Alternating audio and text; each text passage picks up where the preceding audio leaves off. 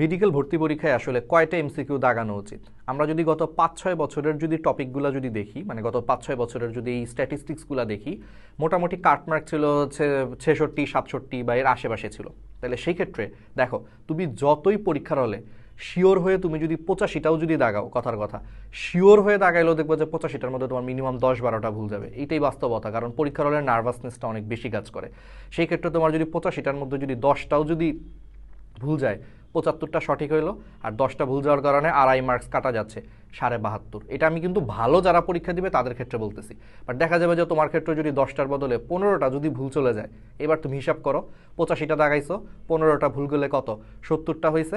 আর 15টা ভুলের জন্য তোমার প্রায় হচ্ছে 4 মার্কসের মতো কাটা যাচ্ছে, 3.75 মার্কস এক্স্যাক্টলি যদি বলি। তাহলে ৭০ থেকে 3.75 মার্কস বাদ দিলে তোমার কিন্তু 66.25 থাকে। তোমার কিন্তু চান্স মিস হয়ে যাওয়ার কিন্তু একটা ভালো সম্ভাবনা আছে। তার মানে বুঝতেছো, ৮৫টার মধ্যে মাত্র 15টা ভুল গেলেই তোমার কিন্তু চান্স মিস হয়ে যাচ্ছে। তাহলে সেই ক্ষেত্রে কি ৮৫টা দাগানোর কোনো সুযোগ আছে?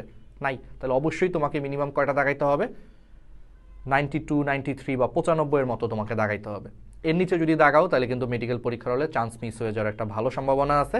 তো এইভাবেই তুমি দাগাবা। আর যদি প্রশ্ন অনেক কঠিনও হয়, যেহেতু এখনকার ছাত্রছাত্রীরা অনেক বেশি হচ্ছে অ্যাডভান্সড, ওরা জানে যে কোত্থেকে প্রশ্ন আসে, অনুশীলনী থেকে প্রশ্ন আসে, বায়োলজি বোর্ড পরীক্ষার প্রশ্ন থেকে অনেক সময় প্রশ্ন চলে আসে। প্রশ্ন কঠিন হোক বা সহজ হোক, তুমি 92, 93 বা 95টা না দাগাইলে আসলে তুমি সেফ না। তো মিনিমাম এটা দাগাইতে হবে তোমাদের সবাইকে।